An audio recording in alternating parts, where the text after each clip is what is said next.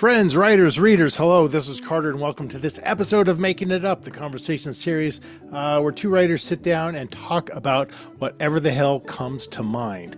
It's a free-flowing conversation, usually about 30 to 45 minutes, ended with an impromptu storytelling. And if you're watching this on video, you can see my dog's head behind me. So that's added bonus content for you. Before we get to today's guest, just a reminder, I do have a company called Unbound Writer where I do help aspiring writers with manuscript editing, encouragement, accountability, all sorts of different things. And you can learn about all of my services at unboundwriter.com. And this will probably be posting, oh boy, I don't know, after October, towards the end of October. But if it's after October and you're still missing that October vibe, you should check out my new book, Tell Me What You Did, which takes place in October and ends on Halloween night, as does actually my fifth novel, Mr. Tender's Girl. So I've got a real spooky vibe in a lot of my books. So if you're craving that kind of mood, make sure you investigate those two titles. All right, so today on the show, I had a buddy of mine. I had Elena Taylor on the show. So Elena, she also writes as Elena Hartwell. Elena and I got to know each other because we work together with the debut author committee for the International Thriller Writers Organization. And ITW does a lot for debut authors. I remember when I debuted in 2012, it was a big deal. There's a whole debut author breakfast in front of hundreds of people where you're going to talk about your book in front of everybody. And ATW is a very supportive organization, and I always kind of felt like I wanted to be part of that and to give back and to show appreciation for how much was done for me as a debut. And Elena has worked with the ITW debut since 2016. So now she and I, with Bob Degoni, kind of run that committee. So I got to know Elena very well. We went through the throes of it at last Thriller Fest, which was a lot of fun working with the 30 or so debuts who were there in attendance. And we had a cool little dinner the night before the big breakfast. And so if you are a thriller writer, mystery writer, suspense writer, and you are planning to be a debut, make sure you join ITW because it's a great event to be a debut author at ITW. So Elena is kind of started out as a playwright and is now a novelist. And as she describes in the episode, kind of took a while to figure out what it was that she wanted to write about, took a while to figure out the difference between writing a novel and a play, obviously. And she's really established herself nicely as a mystery thriller writer. Some series, some standalones. Her newest book, which is out in November of this year, specifically November 4th, is The Haunting of Emily Grace. Now, this is a great fucking book because I got the huge opportunity to read this pre-publication. Elena shared it with me, and it is a haunting book. And as we talk about in the episode today, her ability to write atmosphere is massive. And I would contend that's one of the most important things you need to do as a thriller writer is to be able to convey an atmosphere, especially one of dread, without having to go into a whole lot of description. And she's masterful at that. So it was a real treat for me to be able to check out this book. So I highly recommend you pick it up when it's out, if it's not out by the time this airs. And I can guarantee you will be haunted by it. It's really a cool book. And we just talked about all sorts of different craft things and all the other things you should be doing as a writer. So this episode is full of good information. If you are an aspiring writer out there, you're going to like this one. This is my excellent conversation with Elena Taylor.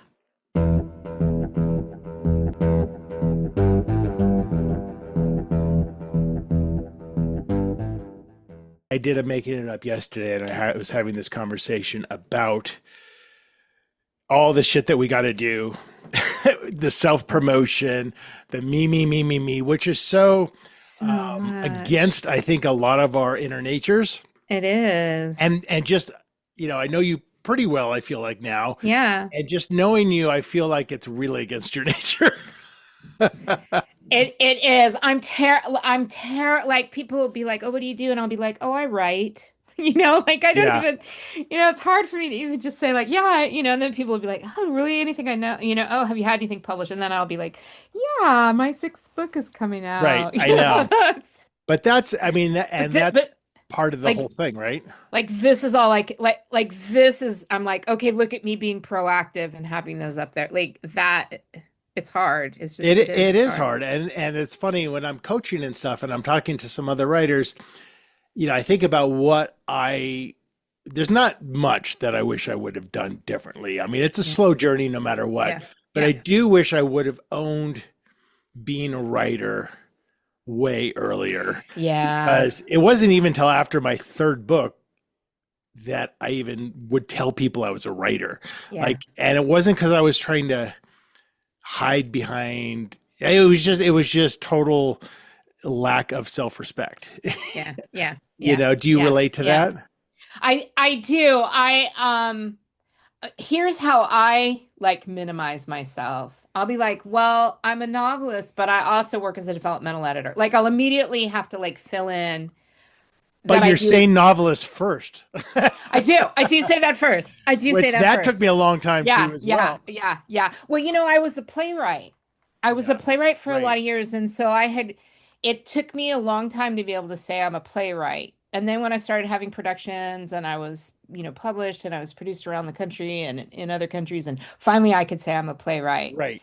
Right. And so I was sort of geared for that when I got my first novel. I had sort of cut my teeth on admitting I was a playwright.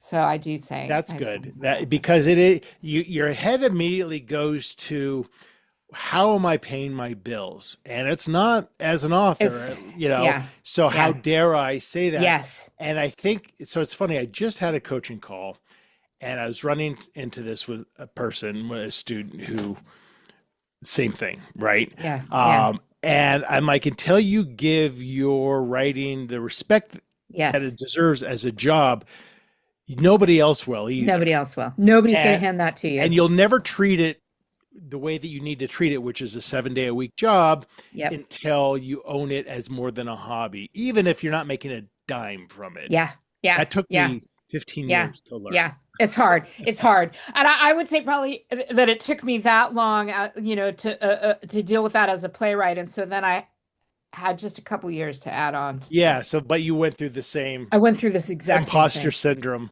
Oh That man, because you make even less money as a playwright half Oh, the I can time. imagine. Right? Right.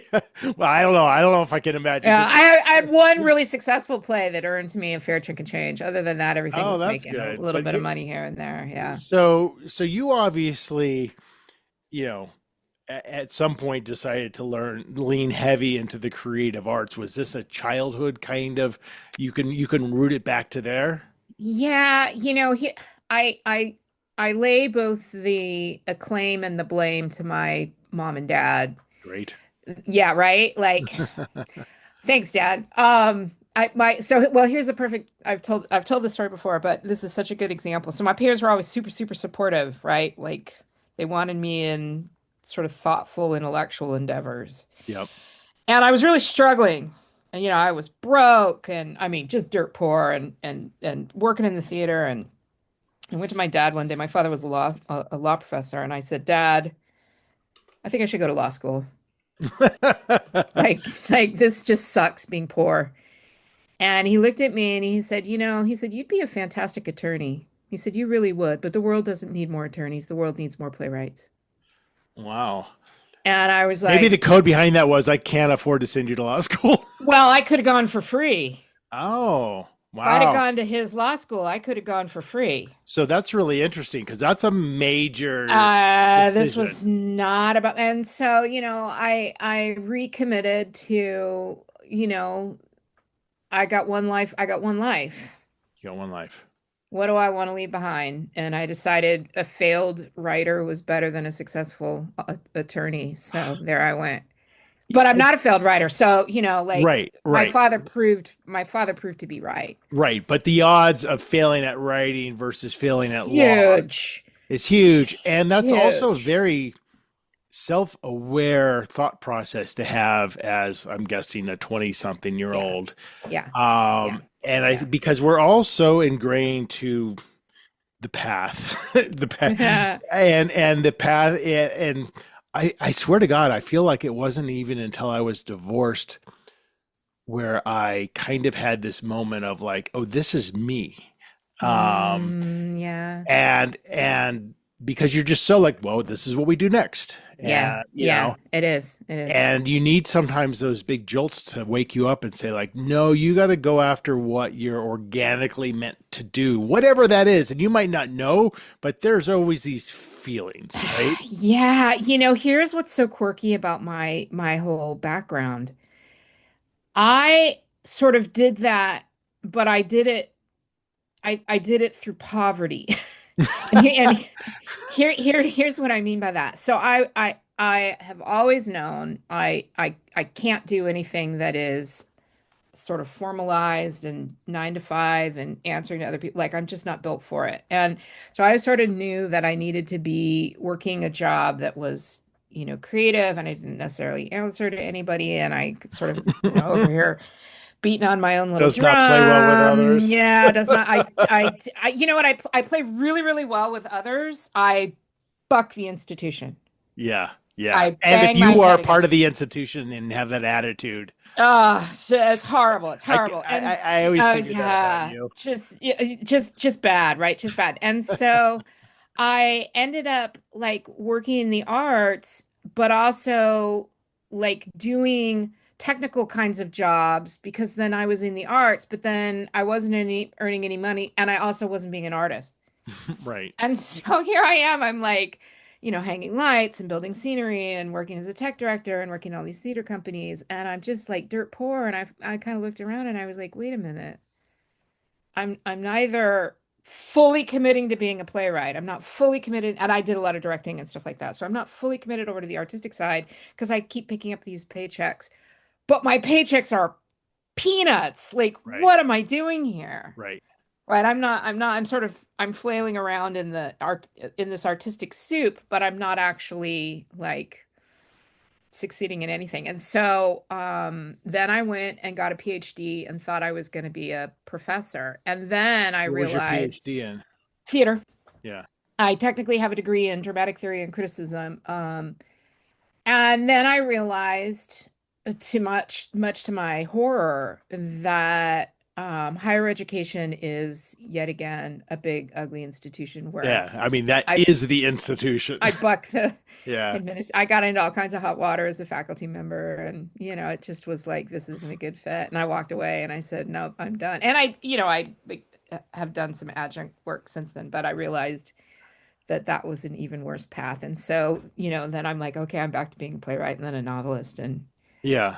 living out of my truck and I whatever mean, else. and there is something, even if you're making peanuts, there is something about the idea of a paycheck that's security slash false security. And so Yeah. I get it, right? So like Yeah. How do you I turn down that? How do you turn down an offer of paying you to do something you totally. that And you're good so at, that you're I good mean, at? I worked for, 20 years in a Yeah. corporate gig after I started writing because I'm like, why Yeah. would I ever quit Why this would I? job? Right? I'm not, Right? I just saw the other day, I found a photo of my very first check from writing that was for $850, Woohoo. and it came 9 years after I started writing. Uh-huh. So, I mean, Yeah. you're not going to support anything on that, Yeah. right? Yeah. So you learn to adapt. So we are not Yeah. suggesting for people to quit their day jobs, but Yeah. I know stories like JD Barker has a story about like, look, we gave it, my wife and I gave it whatever it was. It was something like Yeah. 8 months. Like this Yeah. is either going to work or I don't know what I'm going to do. And it worked. Yeah. Yeah. Well, That's in a really big way, in a right? big Like in way. a And of really course, big that's way. the exception. I get Yeah. that. But there is something about committing. And committing doesn't mean like you're just head over heels 8 hours a day. Committing means you're Yeah. committing every day to do something in Yeah. that realm. Yeah. And Yeah. it adds up. It takes time, but Yeah. it adds up. JD, actually, that's interesting that you mentioned him. So first off, you can't succeed if you don't give it the shot, right? So Right. I like that he's like, I'm gonna, here's the events. But I just read it's not the forward, it's actually at the end of his, I think it's his most recent novel. And he's got this wonderful note at the end where he talks about how, he's been writing with James Patterson and Right. that was super successful and he thought it was going to be one book, then it's multiple. And then he sat down and realized he hadn't written for himself for 2 years. Huh. And he wrote this book. And he talked about that joy of remembering what it is to like really own your own work, own your own project, Totally. and how he had kind of gotten away from that. So here he is in the realm we all would love to be with his success, and yet he has to remind himself in his own way how to be true to his own voice. Yeah. And I loved the book. It's a great book. I guess being made into a movie, which I'm super excited about. Um, but reading that at the end, I just had that moment of like, right, we're all doing this for all these other reasons, and yes, the money plays a role, but when it comes right down to it, you and I, we're writers. It's what we Right. do.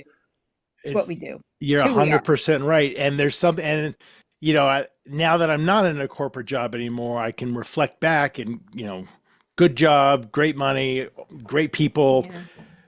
But you think about it, so writing is your vision, right? You, for better or for worse, it's your Mhm. idea and it's your vision.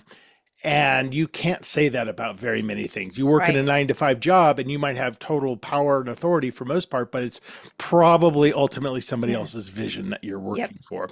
Yep. So that there comes the joy of writing, but it also becomes the stress because it's like it's all on you. Yep.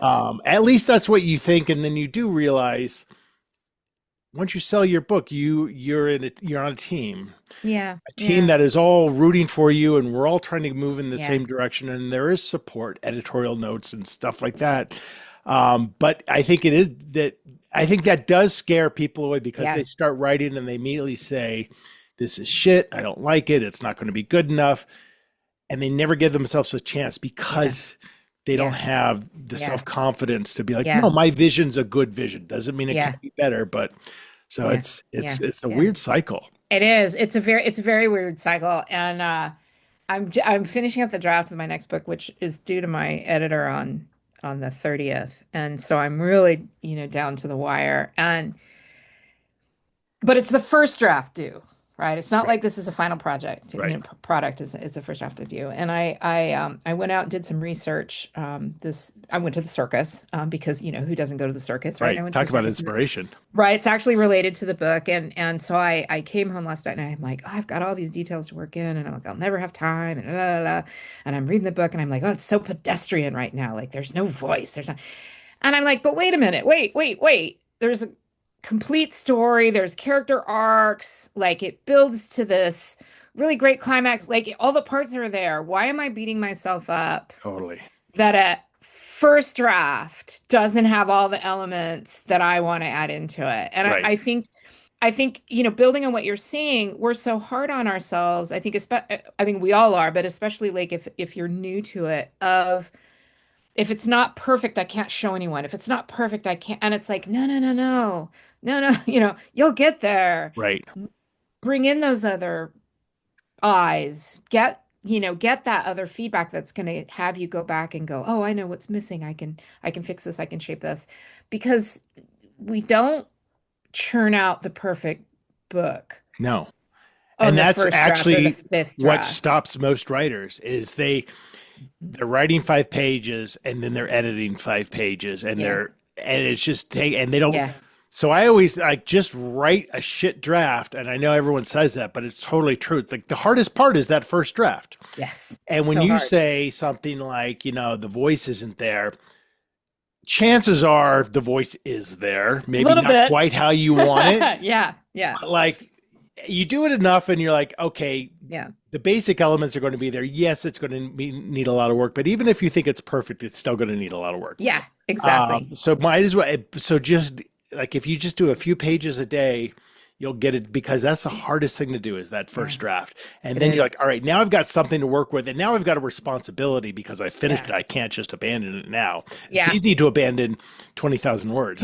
Right. Not so much the 85,000. Right, exactly. So when you switched to being a novelist, how did you find like that road, like in terms of not only writing, but in terms of finding an Ah, agent, yeah. getting published? Yeah. Wow. That was huge. I always say that, being a playwright, being a novelist is like the difference between sailing a boat and paddling a kayak. Like they both happen on water, Right, right? But right. but like other than that, they're such different animals. So the biggest thing I had to learn, so a couple of things, craft wise, the biggest thing I had to learn was that as a playwright, all you have is dialogue. That's it. Right. It's like a screenplay. You can put in stage directions, but directors don't have to follow them. They do, however, have to be word perfect on your language. That's the copyright for a play. So with a play, your words are copywritten, and actors and directors have to say them verbatim. They can't add lines. They Hmm, can't. that's But interesting. stage directions doesn't matter, right? They can do anything they want. And Right. so you can put them in there as sort of indicators, but you don't own them. And so I would kind of build atmosphere so that designers would have a sense of what things look like. But every stage is different and every theater is different, and designers are different. So the biggest thing I had to learn craft-wise as a novelist was creating what things look like. And like, oh, they're set. There's not another theater down the road that's going to look different. This book Right. is what it is. It is Right. complete in and of itself. And the very, very early on, an early book that I wrote, and I had worked with a freelance developmental editor, and she said, Elena, she says, I've never seen this before. She said, you write amazing atmosphere, but I don't know what anything looks like. She's like, you've got no specific details in here at all. And I was like, oh, yeah, right. That's my job. And so Hmm. when I got a rejection one time, and it said something like, love didn't love the characters or whatever they didn't like about the book. And they said, but the environment functions like a character. It's so beautifully written. And I was like, nailed it. Yeah. Like, I don't care that this was a rejection. I fixed that craft issue. Right. Right. But I think that's a really good point for you, because so just talking really quickly about your upcoming novel, The Haunting of Emily Grace, which of course I had the profound opportunity to be able to read early. Yay. So thank you. So grateful you read it. Um, I would, first of all, I would argue that most people over describe, Mhm. and in a thriller, all that does is it pulls away. Yeah. And it doesn't take much for the reader to be like, I got it. Yeah. Yeah. So there, and I think there's a big difference between, typical description of perhaps a character or a scene versus the atmosphere. And The Mhm. Haunting of Emily Grace was atmospheric at its Very. best, right? Yeah. I, Very. I couldn't pull back and say, oh, but your description of such and such was great. But the atmosphere just it filled in all the cracks. Yeah. I'm Thank like, you. I just got it. Yeah. Like, I Thank don't you. have to know what everything looks like because Yeah. I get what the Yeah. environment is. But I think a lot of that had to do with the specificity. So I did not go into big, long descriptions, but the house was glass and steel. Right. Right. Right. The And house that's is all you glass and need. steel. That's You all you say need. that and you're like, Yeah. I get it. Yeah. It's this Yeah. imposing, cold, Yeah. modern, wealthy Yeah. thing. And You that know, would have been what I would have left out before, is I wouldn't have said the house is glass and steel. you Right. I said would, the as house. a playwright, I would have been like, well, it's sort of modern, Right. whatever, and so that picking a specific word here and there to show so much is what I really had to learn. So I'm thrilled to have you say that about Emily Grace, though, that the atmosphere filled in all those gaps for And you. it does. And I think that's where the best thriller writing comes from, is a place where you're giving that reader credit, and it's dialogue heavy, Mhm. and when action takes place, it's maybe even sparse but intense.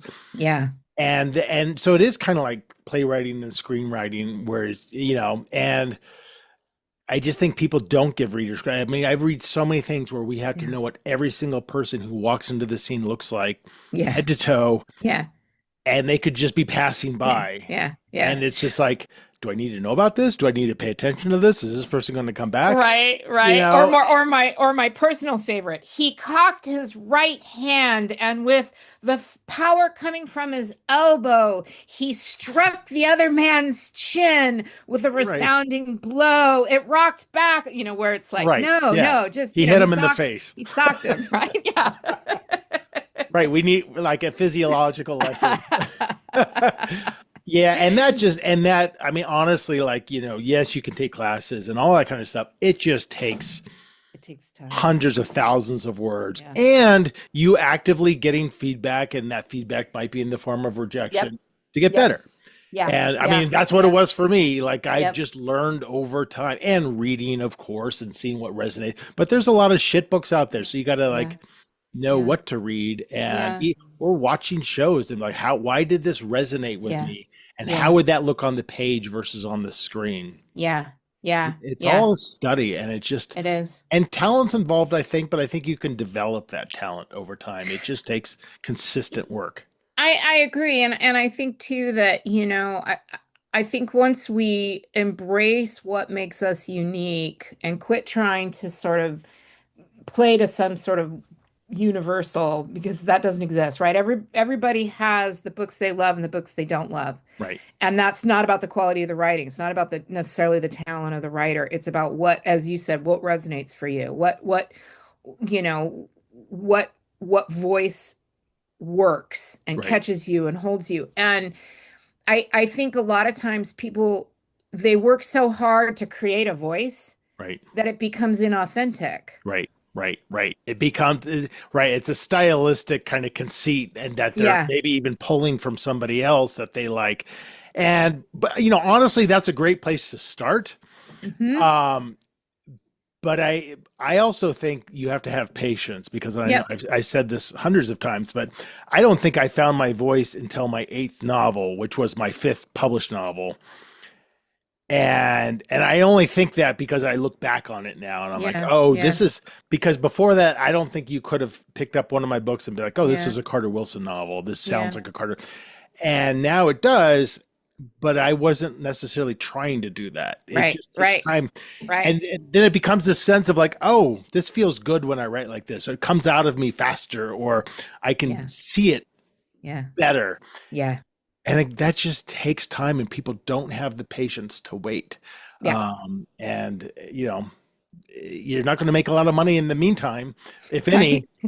But if you love it, which is hopefully why you're doing Yeah. it, then it will come over time. Did you find that with yourself, going from playwright to novelist? It's like, Yeah. yeah, it took me. You got to get the Yeah. descriptions in there, and Yeah, it really did. And when I look at my Eddie Shoes books, my very first series, which I love my little Eddie Shoes books, and it's Funny Private Eye, but it's like it's because I loved Sue Grafton. Those books are out of my love of Sue Grafton, and it yeah, is my voice. It's people can read it. They're like, I could hear you in this because I'm funny, and they're yeah, funny, right, and there's sort of an irreverence and all of that is very much me, but it was a style that it was an homage. It wasn't a mimic, but it was an homage. And so then when I started working on the Sharp Bet Rivers books, the series that I'm working on now, unrelated to the standalone, that I think is more my voice. It's hmm darker, it's they're police procedurals, and I love all of the, kind of the realities of law enforcement, even when we have to make changes to dramatize, which you do because right, DNA takes 6 months to a year. Like, right, can you right. imagine? There's a DNA little test chapter came one. back in 6 Year hours. later, a year later, Right. you can't do that. And so, we make concessions, but I love the, creating this world which has a lot of realism in it, and it's a little darker and it's a little grittier. And so I think that, and I think the language use is a little bit more me. But one of the things that's really different about being a playwright, and I think this is why I move between the funny PI, the suspense of Emily Grace, and the police procedural, is that as a playwright, as a novelist, we're put in boxes. You're a thriller writer, you're a mystery writer, whatever it is, you're a cozy writer, whatever it is you write, you're kind of in that box. And as a playwright, you have a comedy come out, and then you have a political satire come out, and nobody thinks twice. Right. Right. They And just think you're so, really talented. I mean, that's what almost all playwrights do. Like, very few playwrights are just writing in one particular mode. Their voice comes through in other ways, what they're interested in, what kind of characters they're investigating.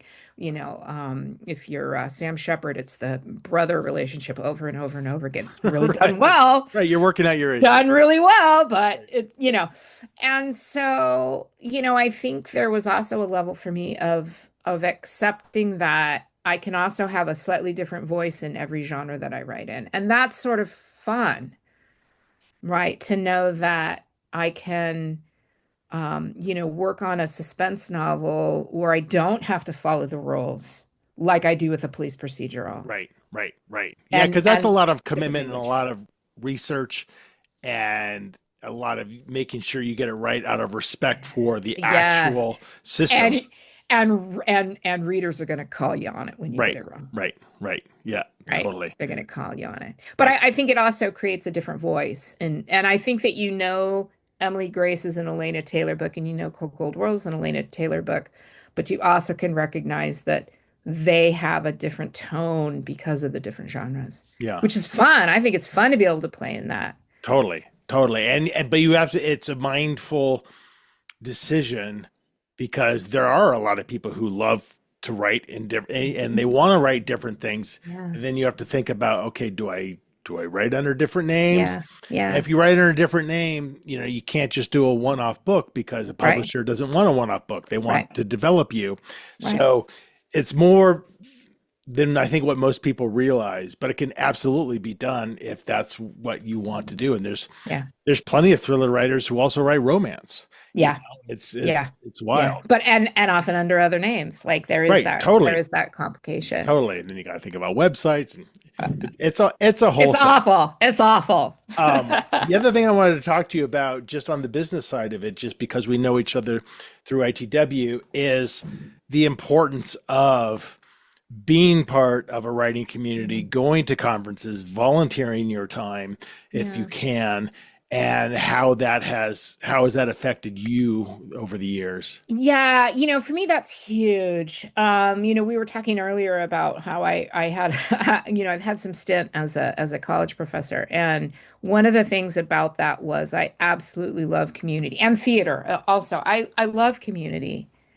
I'm not a people person. I don't want to be out every day, but I love having a community, and I love having relationships with people, and I love fostering new writers, and I love being a support system, because there is no manual for how to be a writer. And so when my first book came out, and I got involved with ITW, and I got involved with a debut program back in 2016, and Eric Hamilton actually, he said to me, "Do you want to take over my role with ITW in the debut author program?" And I was like, "Sure.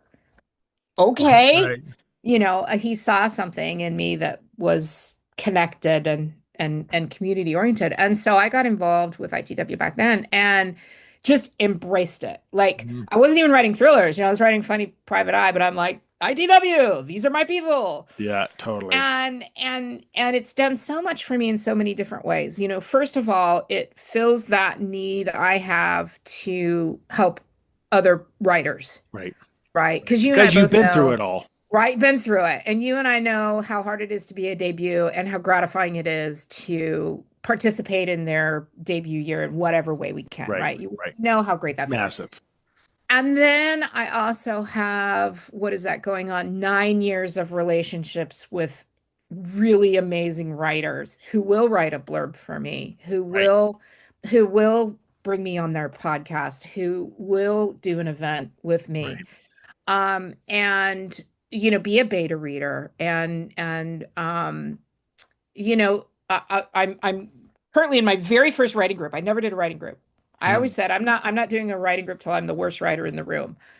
I finally was asked by some other writers where I get to be the worst writer in the room, and I was like, yes, and that came out of knowing people through ITW, that particular writing group. And to be able to go every week with my pages and know that my feedback is coming from New York Times bestselling author and authors of much higher standing than me, and knowing that I'm going to get that amazing feedback, and none of that would have happened without being in ITW. And there's a lot of different ways you can be in a writing organization. There's Mystery Writers of America, and there's Sisters in Crime, and there's, ITW, and there's all these other, lots of places. And I think you go where you fit.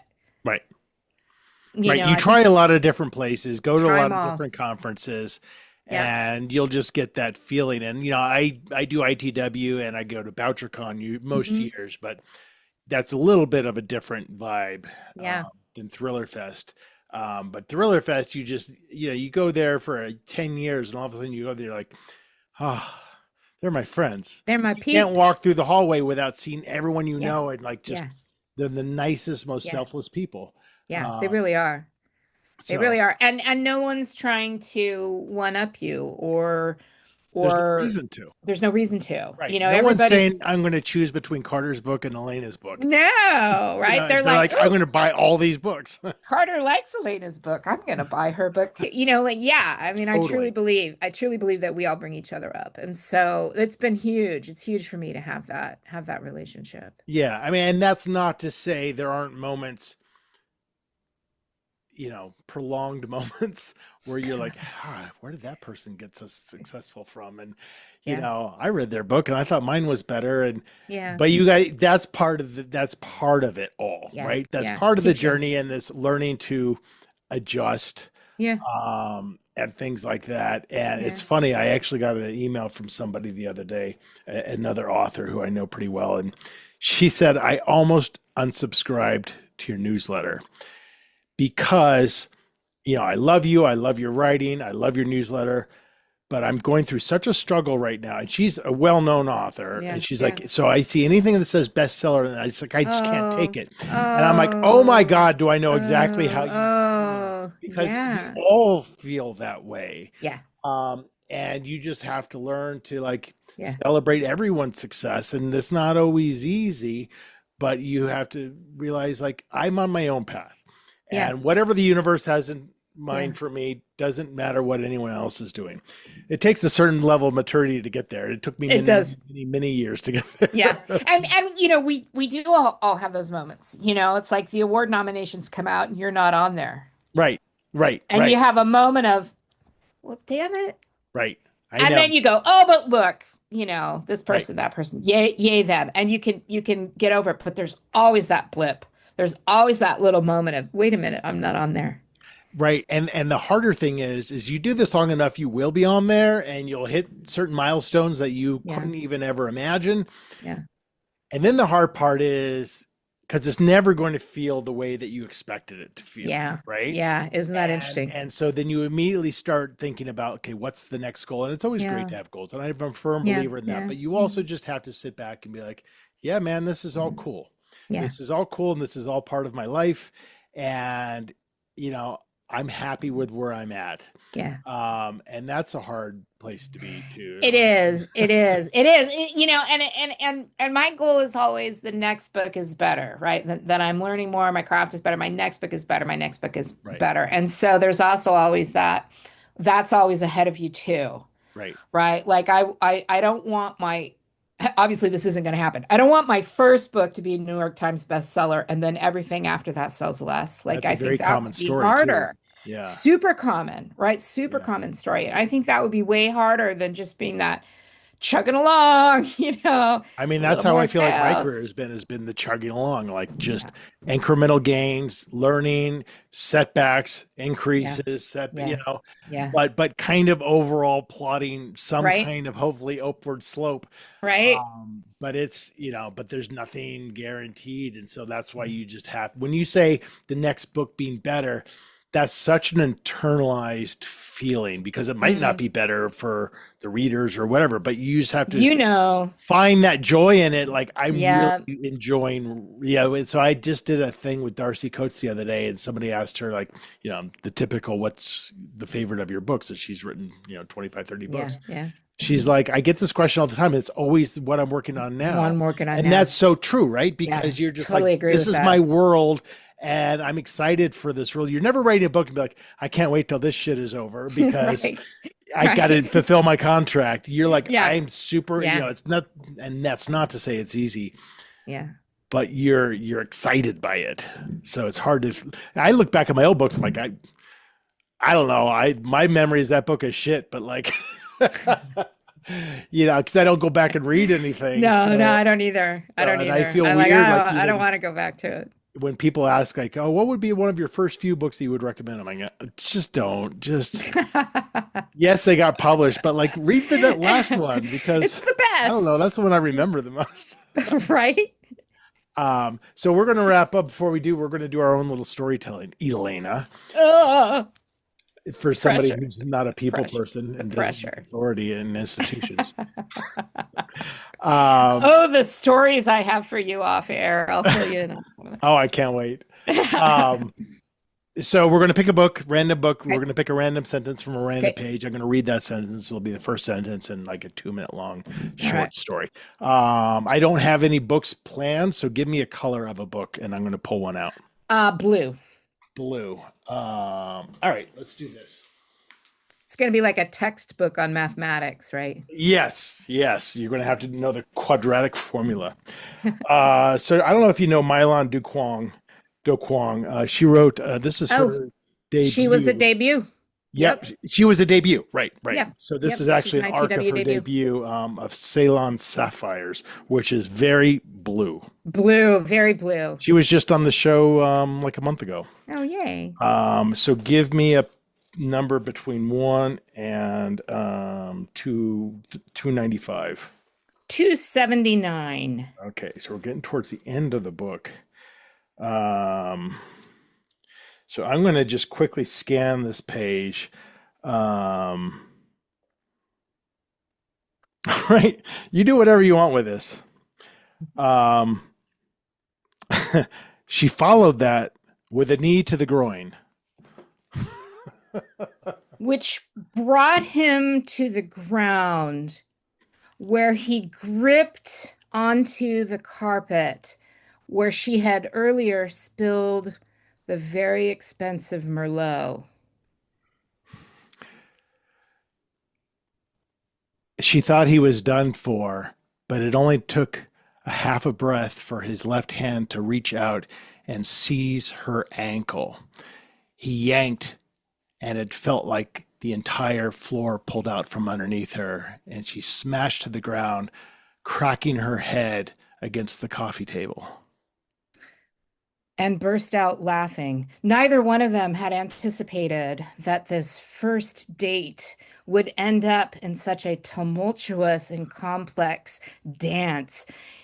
She sat up with blood dripping from her forehead, and he said to her, "You're sexy when you're bleeding." He then laughed and coughed up a huge piece of phlegm and spat it out to his side. She leaned in, woozy from blood loss, and somehow that made him all the more attractive. and then they heard the noise from the other room. The baby was crying again. It had only been down for an hour, but now she was going to have to deal with it. Taking off the French maid's costume that they had put on as part of their therapist's recommendation to save their marriage, she went in to their colicky baby. All right, I think we call it there. That was one of the most fun ones I've ever done. Who knew it was going to go like, is straight this going to into go role dark play? or is it? Yeah, I was like, dark, light, sex. I don't know. I write under 2 different names. That's amazing. Well, Elena, what a joy to, I know we've obviously had many conversations, but what a joy to kind of dig a little bit deeper into your writing past and Yay. find out kind of what inspires you. And it's always good talking to you. And I assume we're going to be working together in some capacity as we lean into Thriller Fest next year. Yes, in fact, I was just thinking we probably should get our act together and figure out Yeah, our plan. So we've got stuff to do. we do have. But it has been an absolute delight to hang out with you today. So great to talk to you as always. We'll talk soon. So that is it. That is my conversation with Elena Taylor. And that was one of the most fun, bizarre storytellings that we have done on this show. It was bloody and kinky, and what's better than that? So well done. Well done, Elena. You can find out everything you want to know about Elena, including reading about and buying her new book, The Haunting of Emily Grace, at Elena's website, which is ElenaTaylorAuthor.com. And you can pop on over to carterwilson.com, check out my books, my podcast, my newsletter, all that good stuff, or unboundwriter.com if you are looking for a writing coach or just some kind of encouragement and feedback and accountability. All right, friends. That is it. That is it for this episode of Making It Up. As always, there will be another episode out next week, and I do appreciate you so much for watching and or listening. Please like or subscribe if you're watching this on YouTube. All right, friends, take care.